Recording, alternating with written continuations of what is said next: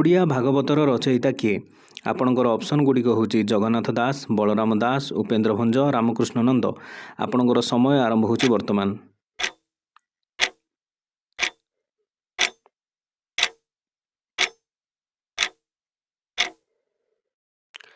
ଏବଂ ଏହାର ସଠିକ୍ ଉତ୍ତରଟି ହେଉଛି ଜଗନ୍ନାଥ ଦାସ। ଓଡ଼ିଆ ମହାଭାରତର ରଚୟିତା କିଏ? ଆପଣଙ୍କର ଅପସନ୍ ଗୁଡ଼ିକ ହେଉଛି ଜଗନ୍ନାଥ ଦାସ, ସାରଳା ଦାସ, ବଳରାମ ଦାସ, ଉପେନ୍ଦ୍ର ଭଞ୍ଜ।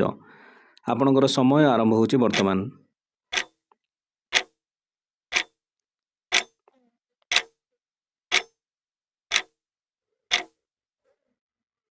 ଏବଂ ଏହାର ସଠିକ୍ ଉତ୍ତରଟି ହେଉଛି ସାରଳା ଦାସ।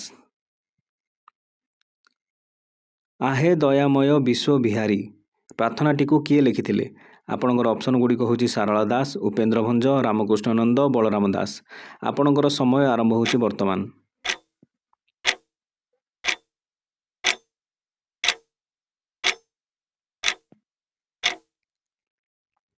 ଏବଂ ଏହାର ସଠିକ୍ ଉତ୍ତର ହେଉଛି ରାମକୃଷ୍ଣ ନନ୍ଦ।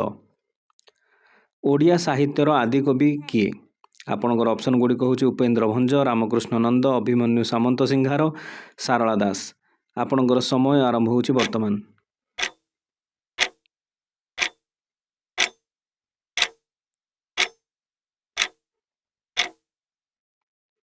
ଏବଂ ଏହାର ସଠିକ୍ ଉତ୍ତର ହେଉଛି ସାରଳା ଦାସ।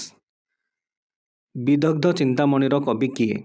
ଆପଣଙ୍କର ଅପସନ୍ ଗୁଡ଼ିକ ହେଉଛି ଅଭିମନ୍ୟୁ ସାମନ୍ତ ସିଂହାର, ଲକ୍ଷ୍ମୀକାନ୍ତ ମହାପାତ୍ର, ଫକୀରମୋହନ ସେନାପତି, ଗୋପାଳ ଚନ୍ଦ୍ର ପ୍ରହରାଜ। ଆପଣଙ୍କର ସମୟ ଆରମ୍ଭ ହେଉଛି ବର୍ତ୍ତମାନ।